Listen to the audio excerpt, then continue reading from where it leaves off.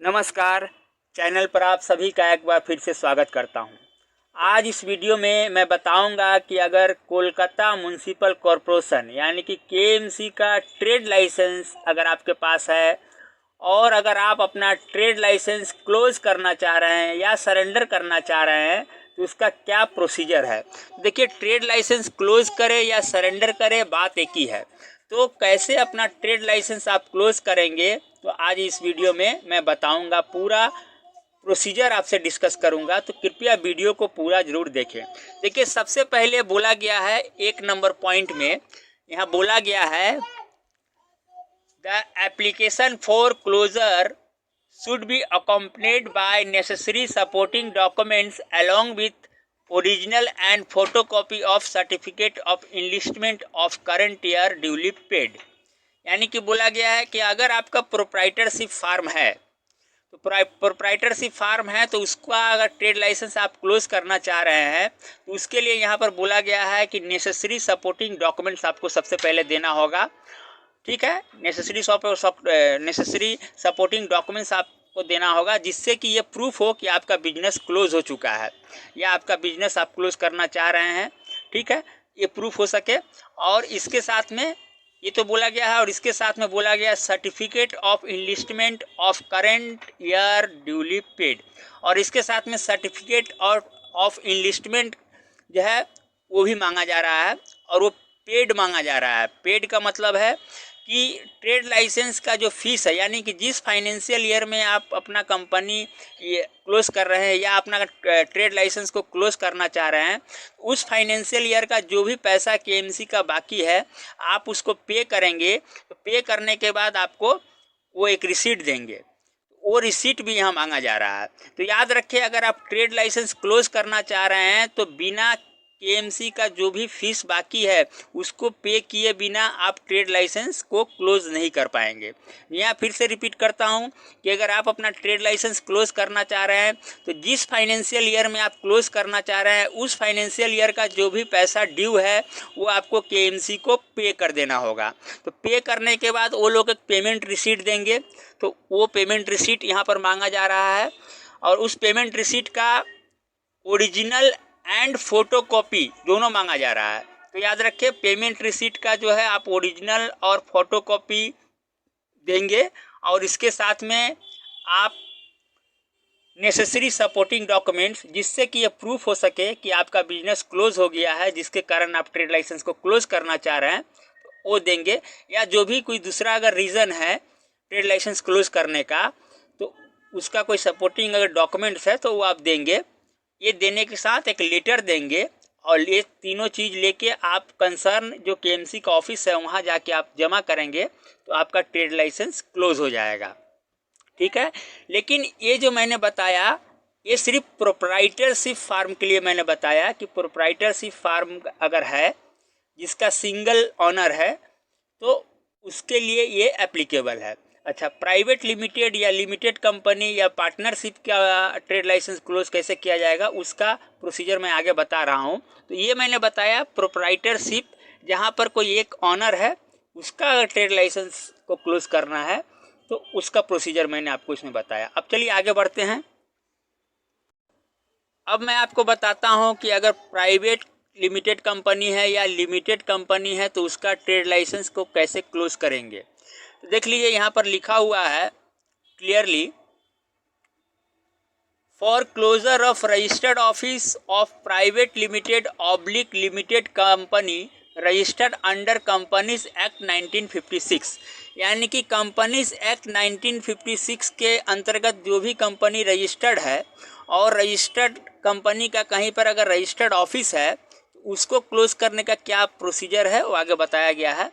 देखिए, उसको क्लोज करने के लिए क्या क्या डॉक्यूमेंट्स रिक्वायर्ड होगा सबसे पहले बताया गया है। देखिए, photocopy of the extract board resolution of the company, यानी कि आपको सबसे पहला जो डॉक्यूमेंट देना पड़ेगा वो देना होगा फोटोकॉपी ऑफ बोर्ड रेजोल्यूशन।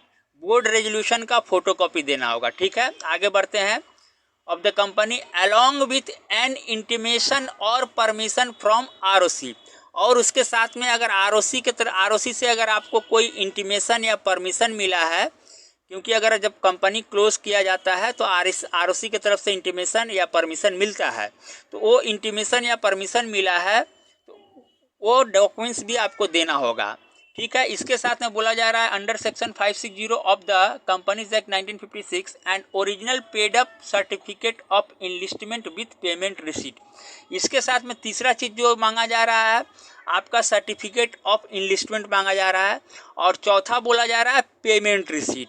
यानी कि पेमेंट रिसीट अब क्या है बहुत से लोगों को समझ में नहीं, बाकी 3 डॉक्यूमेंट्स तो क्लियर समझ में आ गया, पेमेंट रिसीट नहीं समझ में आता है। फिर से मैं रिपीट करता हूँ कि डॉक्यूमेंट्स क्या क्या मांगा जा रहा है। पहला है बोर्ड रेजोल्यूशन, दूसरा है आपका आरओसी से प्राप्त किया गया इंटीमेशन या परमिशन, और तीसरा मांगा जा रहा है सर्टिफिकेट ऑफ इनलिस्टमेंट, और चौथा मांगा जा रहा है पेमेंट रिसीट। तो पेमेंट रिसीट क्या है ये भी आपको इसके पहले मैंने बताया है प्रोप्राइटरशिप फार्म में, कि पेमेंट रिसीट का मतलब हुआ कि आप जिस फाइनेंशियल ईयर में अपना ट्रेड लाइसेंस को क्लोज करना चाह रहे हैं उस फाइनेंशियल ईयर में जो आपका ट्रेड लाइसेंस का फीस जो होता है, तो फीस जब आप पेमेंट करेंगे तो आपको पेमेंट करने के बाद आपको पेमेंट रिसीट इशू किया जाएगा, उसी को यहाँ पर पेमेंट रिसीट बोला जाता है।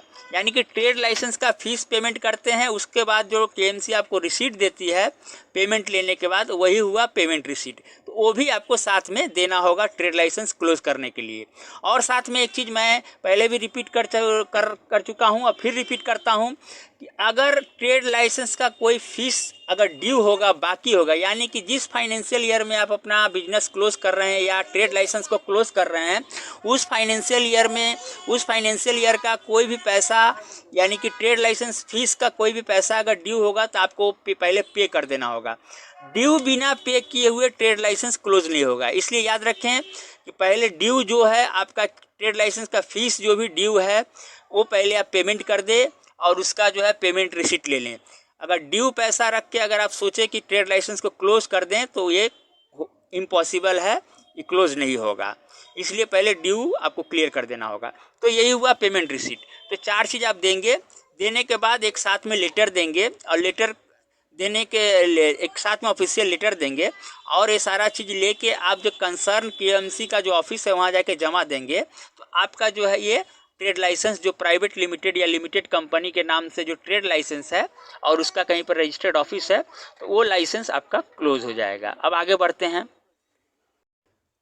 अब मैं बता रहा हूं कि अगर कोई प्राइवेट लिमिटेड या लिमिटेड कंपनी है और उसका कहीं पर ब्रांच ऑफिस है और उस ब्रांच ऑफिस के एड्रेस से अगर कोई ट्रेड लाइसेंस है तो उसको आप कैसे क्लोज करेंगे, उसको क्लोज करने का क्या प्रोसीजर है। तो देखिए यहाँ पर बोला गया है, for closure of branch office of private limited oblique limited company registered under companies act 1956। यहाँ बोला गया है कि कंपनीज एक्ट 1956 के तहत जो भी कंपनी रजिस्टर्ड है और उसका ब्रांच ऑफिस कहीं पर अगर सिचुएटेड है तो उसको क्लोज करने के लिए क्या करना है, नीचे बताया गया है।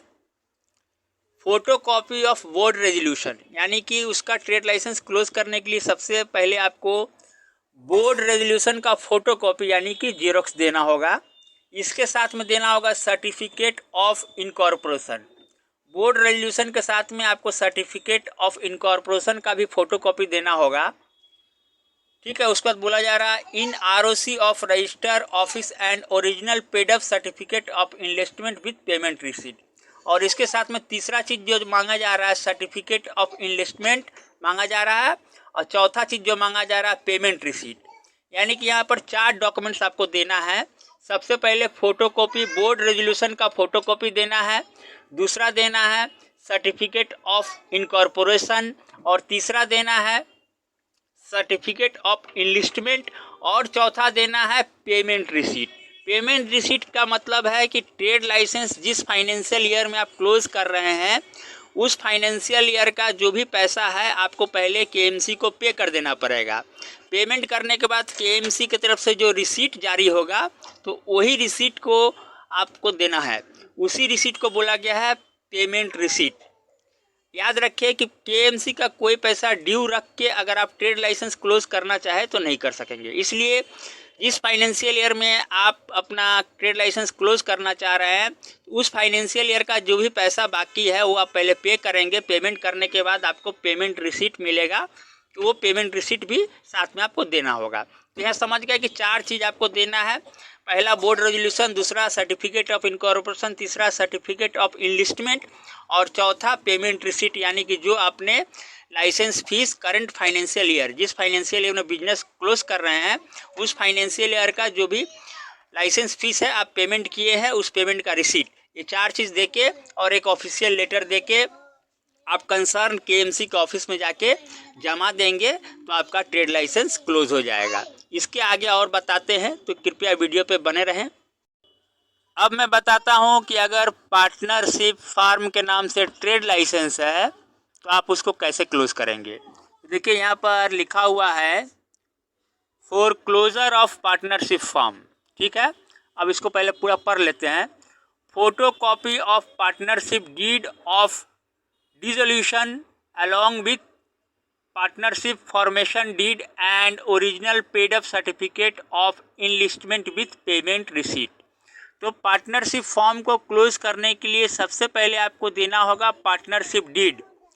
पार्टनरशिप डीड सबसे पहला है, रिक्वायरमेंट है फोटो कॉपी, यानी पार्टनरशिप डीड का फोटो कॉपी यानी कि जेरोक्स आपको देना होगा ट्रेड लाइसेंस को क्लोज करने के लिए। ये सबसे पहला डॉक्यूमेंट्स लगेगा। इसके अलावा आपको लगेगा पार्टनरशिप फॉर्मेशन डीड,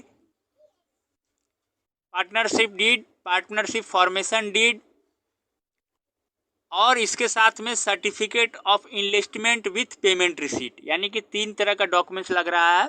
सबसे पहला लग रहा है पार्टनरशिप डीड ऑफ डिसोल्यूशन, दूसरा लग रहा है पार्टनरशिप फॉर्मेशन डीड और तीसरा लग रहा है certificate of investment with payment receipt.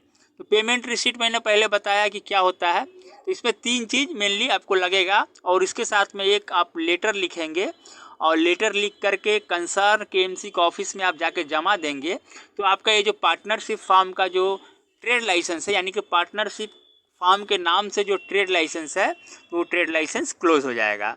दोस्तों आज यहीं तक। अगर आपको वीडियो में जो इन्फॉर्मेशन मैंने बताया अगर अच्छा लगा हो तो इस वीडियो को लाइक करिएगा और अगर आप चैनल पर नए आए हैं तो चैनल को कृपया सब्सक्राइब करिएगा। तो आज के लिए बस इतना ही। थैंक यू, धन्यवाद।